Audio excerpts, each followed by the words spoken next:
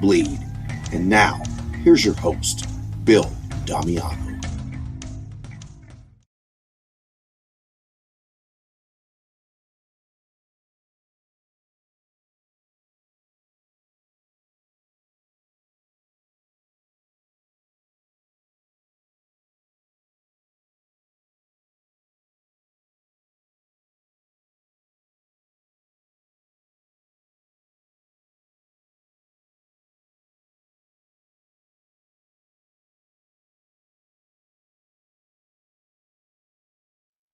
Working.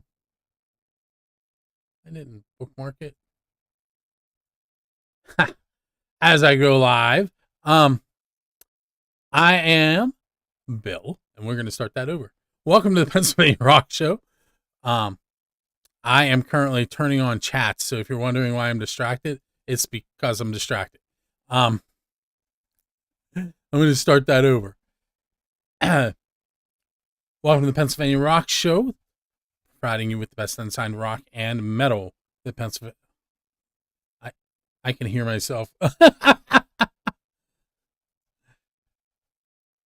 I am so editing this. Okay. Hi, everybody. Welcome to Pennsylvania Rock Show, episode number 819. Coming at you from buildascene.com, music from the 412.com, kwradio.com, megarockradio.net, 107.1 KFGD, xrpradio.co.uk, metalshop101.com, and I feel like I forgot one, and that happens a lot. With me tonight is Robbie Perone of Mimic and Endeavor After and Great White Snake, and am I forgetting anything? Zilch occasionally. Zilch occasionally, yeah. That's still around. Hopefully, sometime in the next 5 years, we'll be able to do another reunion. So all the stars will align. I'm still turning things on. It never fails. Okay, so we're here to talk about something that was very unexpected to me. So the name Mimic, I'm assuming was picked because you guys were doing covers of other bands. Yes, you're spot on right there. Actually, our drummer's wife actually came up with it. We were all sitting around trying to figure out a name, and he brought it to the band, and he was like, Mimic. And immediately I think all of us looked at each other and were just like, that's perfect, because at the time, and we still are, cover band, and that was perfect. It was like, oh, we're a cover band, so yeah, we mimic everything. That's great. So that's the short story of how the whole name came from. And it sticks. It's kind of like, Fist or Savage Animal. Savage Animal, man. Rolls off the tongue. It's my little homage to Sebastian Bach there. Sorry. There's a whole nother story in the world of rock. I don't see him fronting Twisted Sister. It just doesn't feel right. Same. Props to him, props to them. But then I'm kind of leaning, trying to leave an open mind to it.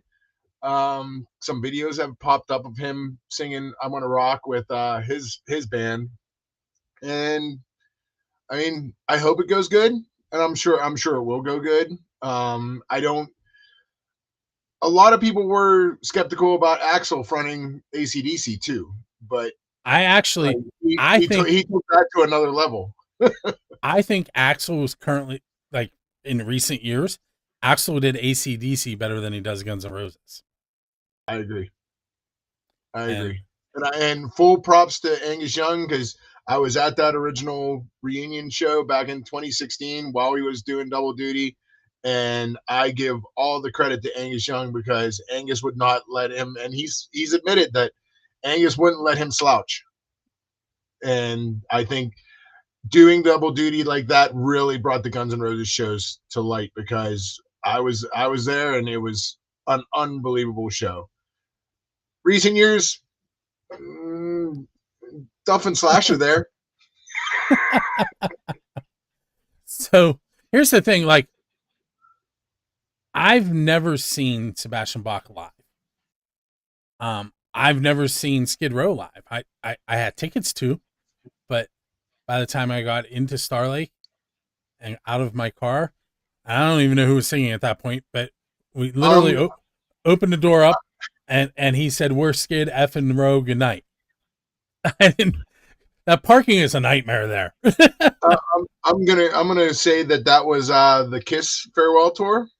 Probably. With Johnny Solinger, because I was there for that. So you got to see it? I was actually in the crowd. I was in the parking lot for him to say that he was done. That happened to me with Lita Ford, too. I got there because I live so far away. You live like 10 minutes from there. Exaggerated. Yeah, that's true. Well, not, maybe 17. I live like an hour and 10 minutes from there without traffic. And by traffic, you just mean the parking lot. Yeah. Because really, 22 and 30 will back up a little bit occasionally, right before that exit ramp. But that exit ramp, we were going to see Kiss, and we got to the exit ramp, and the fireman was stopping all the cars. Gene Simmons had COVID. I had to go home. Made that whole drive, turn around and go home. But it worked out because I ended up with my brother's parking pass for the reschedule. And there you go. I would have loved to have my brother and my sister-in-law there with me. The parking pass was good. Anyway, so back to Mimic. How do we get here? Oh, Sebastian Bach. So what I want to say about Sebastian Bach is he does not seem like a nice person. And I've heard stories about things that have happened in Pittsburgh that make me believe that. And you probably know what I'm talking about. Photographer. I know the stories you're speaking of. So, but here's the thing. Of the singers of that age and genre and era, he might be the only one that can still sing, like really sing. Oh yeah. Oh, absolutely. And I've seen some videos of him just in Pittsburgh on, what was it, this past Friday. And I thought he sounded great. I thought it was amazing. So I guess be mean and your voice will stay. Don't be mean. It's not nice. I've met the guy many moons ago, and he was super cool. Well, that's the same thing. Like, I've met Gene Simmons. Everyone has had a bad experience with him. I had a great experience with him. So that was back whenever I was doing what you do. I was doing the internet radio, and I got to interview him, and he was super nice. Gave me like my own little shout out and everything else. And it's kind of funny because just his stature alone is intimidating, though. Because he's like what, 6'7" or something like that, whatever it is. But he come barreling around the bend, and it just like, my stomach went into my throat. Like, don't make him mad. I had a similar experience once, but I was in 8th grade, and it was Jay Caulfield coming off the ice. Nice. Who's also 6-something, and then he had however many inches of skate blade underneath. He's a big dude. Anyway, we haven't really talked about Mimic at all. Let me try and get back to my point. Yeah, we really haven't. That's what happens whenever me and you get together. We just start BSing about everything. We have like a minute left in the first segment, and I've said Mimic twice, and that's it, really. All right, so how did this band, it was formed to be a cover band and named after the fact that they're going to be a cover band, end up writing an original? Well, that was pretty much, we formed back in November of 22, and last year in 25, we really put our nose to the grindstone, really like hit the pavement, hit all the clubs, as many as we could, as many times as we could. And really we wanted to branch out a little bit more. BJ and myself, BJ Powell's our lead guitar player, and myself have been writing and demoing a bunch of our own material for a while now. We got demos all over the place right now, and we started throwing around a couple of riffs and everything that would be more geared towards Mimic style. And I ended up bringing in Shadowbox, and it worked. Everything just kind of clicked. We demoed it out, let the guys hear a real rough edit of it, and everybody loved it. And we said, okay, well, this is going to be the first Mimic original. And then as the stars aligned, we got offered to open for Firehouse at Jurgles a couple weeks ago, and we decided that's going to be the debut of the beginning of the next chapter of Mimic. So are there more songs headed out to the ether? There are. We have to demo a couple up right now. I know there's at least 2 that we have eyes and ears on right now. One written by our rhythm guitar player Bob Coulter, the other one by myself as well as BJ as well, that we're gonna be throwing around. And it's really awesome to see the lights going off on everybody now, the creative side of everybody, and you can just see the drive that each band member has to really put forth our best effort and do what we can do with it. Hey, so me being so frustrated today, I told you off the air, I didn't even we came on, nothing worked correctly, but I also didn't mention what songs we heard at the top of the show. So I'm going to mention those, and then we're going to talk about what we're going to hear next, and we're going to take a break. So we heard Blood Union and their song On Top, and then we followed that up with Overload in Stereo, and their song Soft Spot for the Underdog. And then up next, we're going to hear Shadowbox by Mimic and a track from Keller called The End. And we will be right back.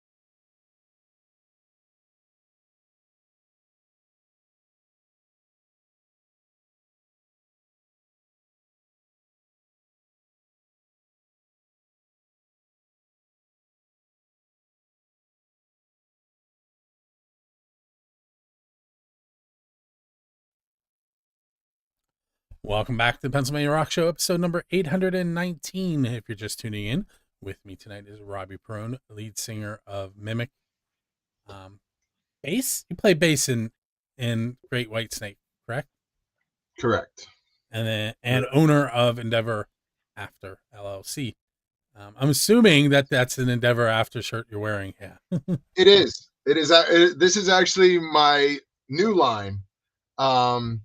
It took quite a bit of how do I say push from those around me to actually branch out and start doing stuff of my own. Just instead of just all the band stuff and everything else, to actually brand myself. So this is actually one of the shirts that I have on EndeavorAfterLLC.com, as well as my own website, which is just Robbie Perone. It's one big long name. It's RobbiePerone.wixsite.com/Robbie Perone. If you only knew someone that could help you with that. I know, right? But yeah, this is one of them. There's a couple of them, because really one of the biggest things with Mimic, whenever you come to our shows and everything else, is the fact that we really promote positivity. Um, as a cover band, as a party band, whatever you want to consider it, when you come out to the shows, everybody knows you have the 9 to 5 grind. Everybody has the like troubles in their life and everything else. If you get a full Mimic show, we have you for 3 hours, and in those 3 hours, we want you to forget about all your problems and just have fun. And we can't wait to see you again. And really, I've been saying it at every performance we've done. Everybody always hears the term "misery loves company." It's a standard term. Everybody hears it. Everybody says it. Misery just it loves company. Well, one thing nobody talks about is positivity breeds positivity, and that's what we try to portray on everybody. When you come to a Mimic show, you're part of our family. We are honored to be in your house and performing for you. I know that was figuratively, but bands used to come and play in my house. In this room, actually. Bring that back. I mean, if are you inviting Mimic over to your house for a jam session? I mean, we can make it happen. No offense, but no. I was about 21 years younger. So I have your website pulled up, and you can see, those are the people that are watching and not just listening, that you can purchase the single Shadowbox off of mimicband.com. I'm assuming, I haven't looked ahead of time, but I'm assuming this store, yep, links to Endeavor After. Yep. That looks familiar. It does. I know. I think we both know a guy that actually set that up. I think it was the guy I meant when I said somebody could help you with Robbie Perone website. Yeah. So, anything in here that in particular you want to push people towards? Well, everything. Buy it all. No, really, on the store page, if at the top there you'll see a group photo of us on the right-hand side. That is actually a show specific swag item. About a month ago, our former bass player, my cousin David Perone, decided to leave the band. And we have the good Philip Lenz, or as we call him, Philin Lenz, on bass for a couple months now while we search out and get the bass auditions going. Phil was kind enough to jump in last minute, basically with a week to prepare, one rehearsal, and right into a full show. And then the full show was basically his warm up, and then we went right into Firehouse. And that shirt right there is actually our show specific for the Firehouse show that we did opening for them at Jurgles in Morrendale. There's kind of like little Easter eggs in there, like the band is standing in front of a fire truck, and then on the back it has the venue and the date and everything. Just something special for everybody to have. There's a few left if anybody's interested in them, so jump on there and snag them up while you can. There will not be any more made because obviously March 12th is gone. So but yeah, you can download your own copy of Shadowbox there. Everything is interchangeable. If you see something that you like on something else, then let me know and I can make that happen too. But yeah, we're very happy. The reception we've gotten so far from the song has just been amazing. We prefer, like I said, we did a preview of it the show prior to the Jurgle show opening for Firehouse, but the official debut was at the Firehouse show, and everybody really busted their butts to get everything recorded, get it mixed, and we're very proud of it. And the reception has been great. It was so funny because we played it at Firehouse. It was not streaming. It was not available yet or anything else. And it was so funny because at the end of the song, I asked the crowd, how many of you knew that song? And 3 girls in front of me raised their hand. So of course, me being me, I had to call them out, and I was like, yeah, liars. Well, here's the thing. I said that it reminded me of Alice in Chains in 90s, and you said somebody else told you the same thing. So it could be that they thought they were listening to an Alice in Chains song. Hey, I'm okay with that. So tell me a little bit about the track. Like, how did it come about? Where'd you record it at? Was there pizza involved? There was no pizza involved. A few twisted teas. I have to say that. I demoed it. I demoed the riff originally in my home studio here. Put down the bass, the rhythm guitar, programmed a decent drum sound just to have it in there, and then took it over to BJ's house. He has much better equipment than me. And we demoed it further out there. At that point, we actually sat down, recorded the bass, the guitar, the lead. Well, lead guitar came on later. Worked out the drums, and then from there, BJ actually had the beginning of the lyrics, which was kind of wild because we had a little bit of a melody going, but we didn't really know where to go with it.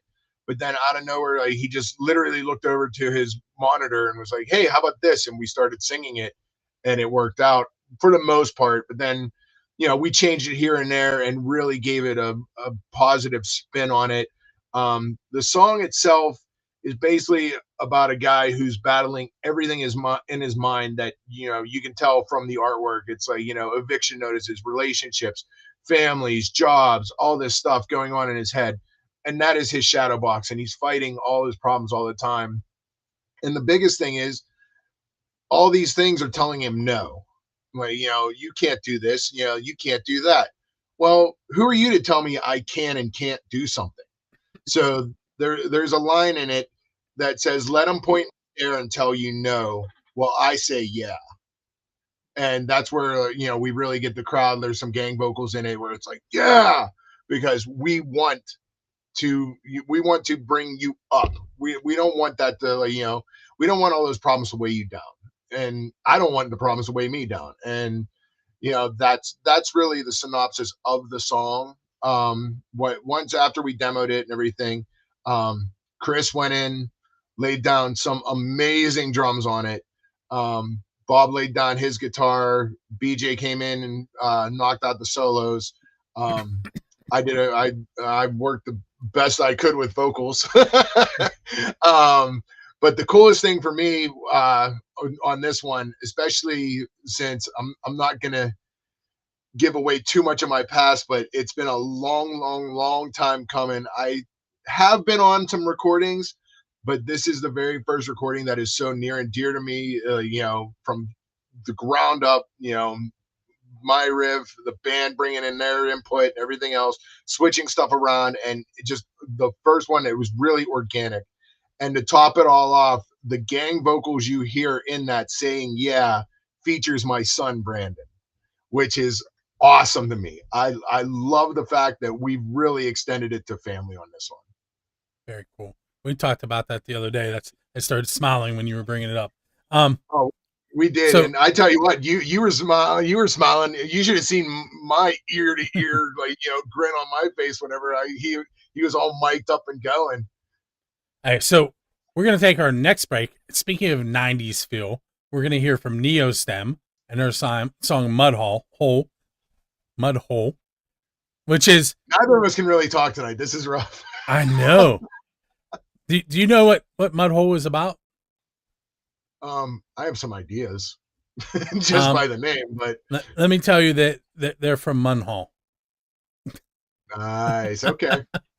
And then we're going to hear from friends of theirs. I met this band through Neostem, King Catfish, and their song Neptune Street, and we will be right back.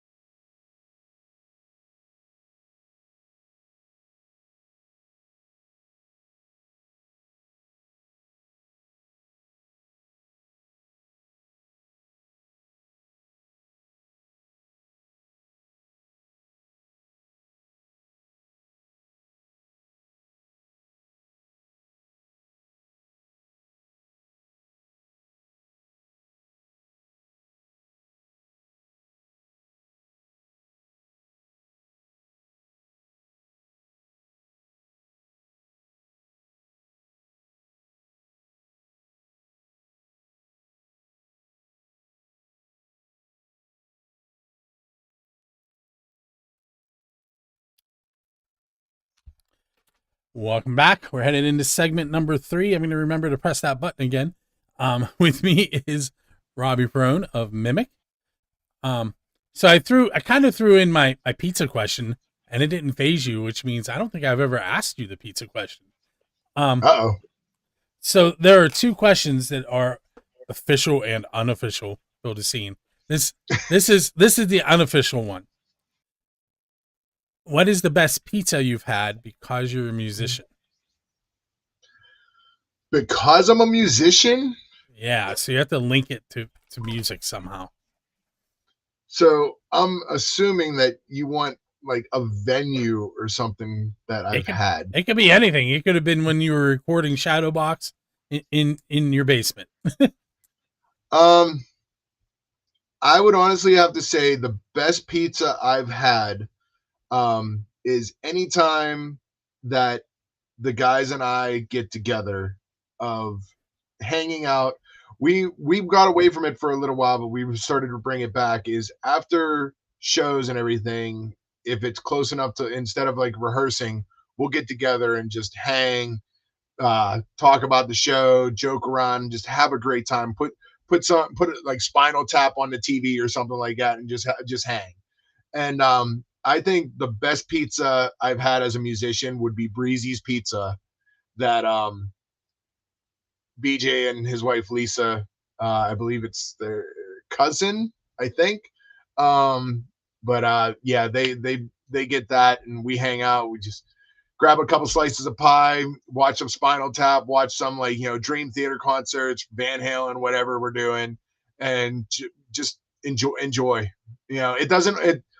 This is a business, but people don't understand that businesses are all about relationships, and in order for the business to grow, the relationships need to grow as well.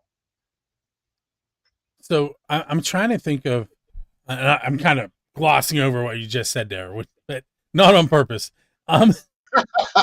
There's a pizza place out near you. I cannot think of the name of it right now, but they no pizza boxes. It's pizza in a bag. Oh, Dawn's Pizza. That's it, Dawn. I was trying to remember his name. Yep, Dawn's Pizza. And let me tell you, man, he will like make fun of you galore if you pull in there with a minivan. Because I did, and I did, and I walked in, and he was like, "Excuse me, sir, you have to leave." I was like, "Why? What's going on? Is something wrong?" He's like, "No, we don't serve minivans here." I was like, "Ow!" I mean, I'm pretty sure the last time I was there, I was in a minivan. But maybe I just looked like I needed somebody to pick on me that day. I guess I don't know. Maybe. Although, would I have went in? I probably went in with Kelly, and he knows Kelly because she grew up right around the corner.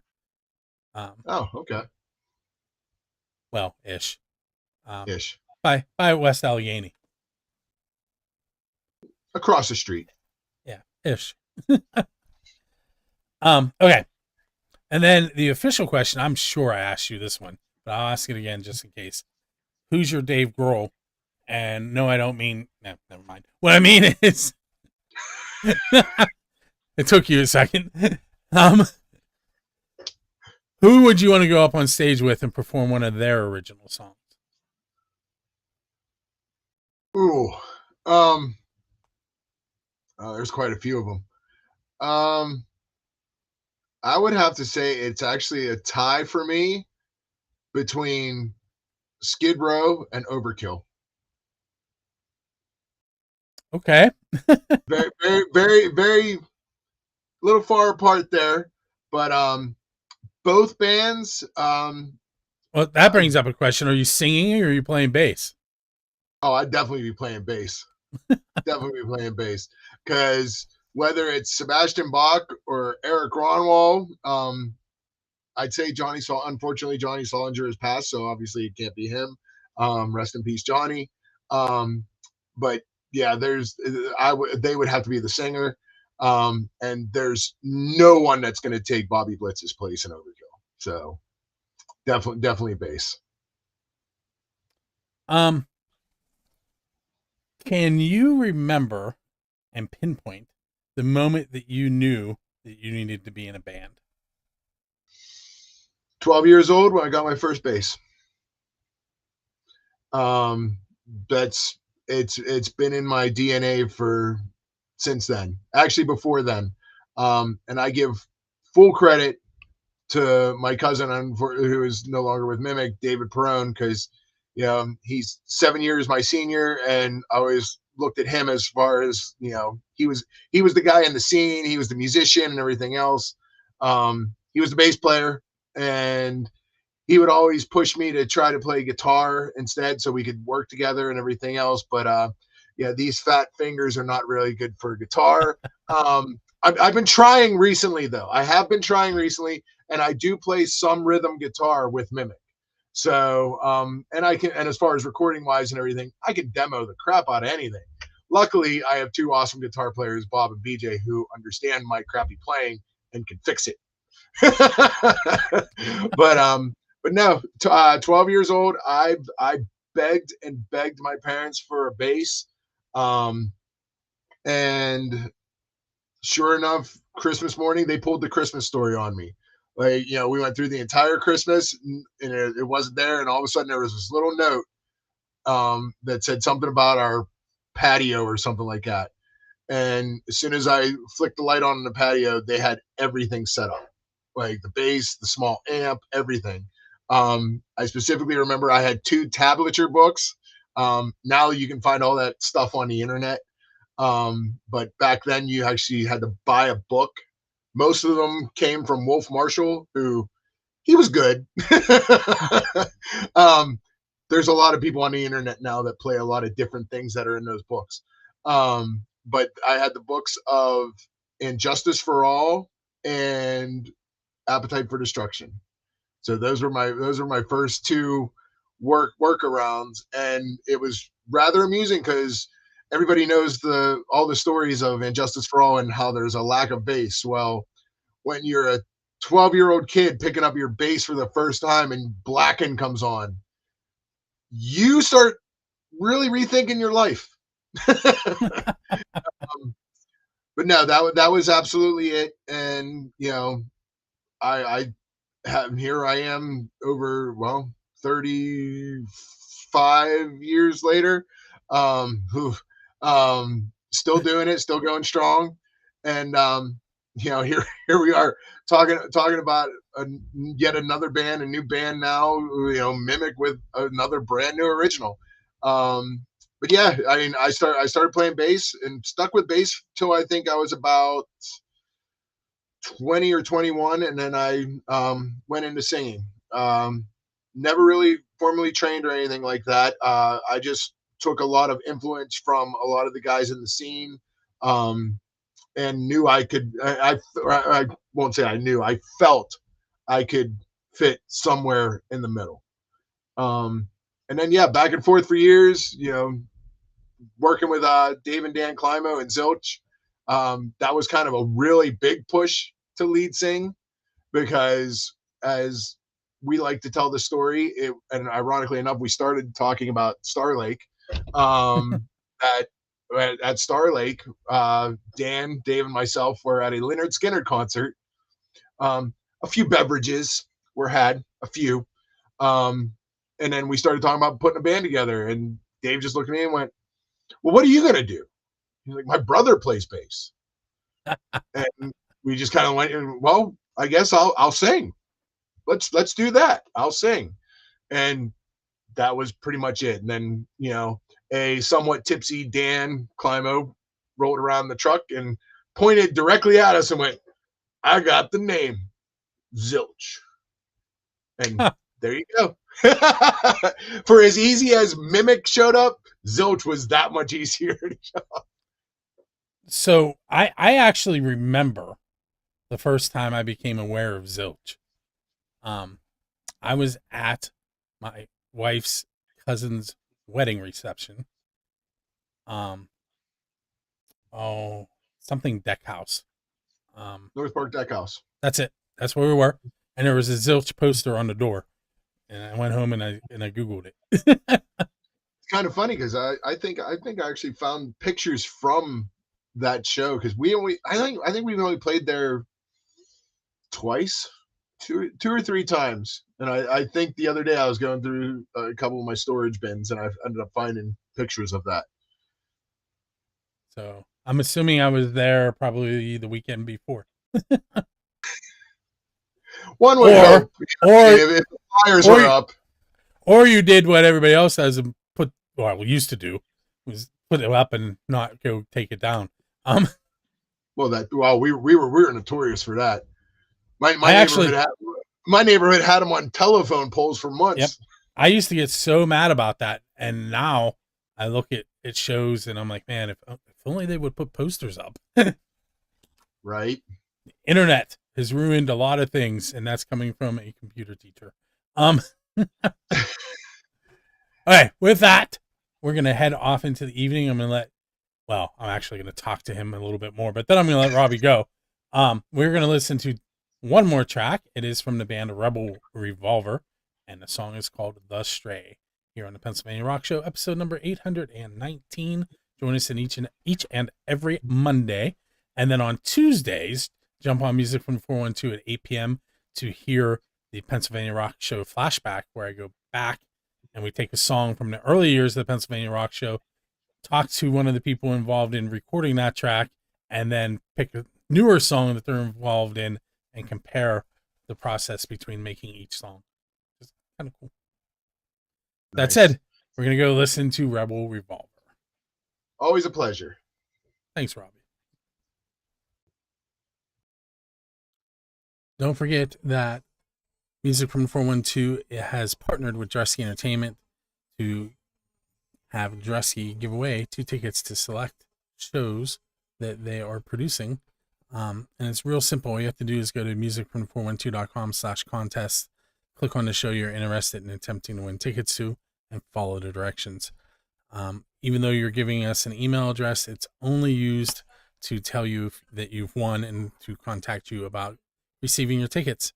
Each time a contest is over, we delete all that information and is not used for anything else. So once again, Music from 412, partnered with Dresky Entertainment, giving you free tickets to select Dresky Entertainment shows.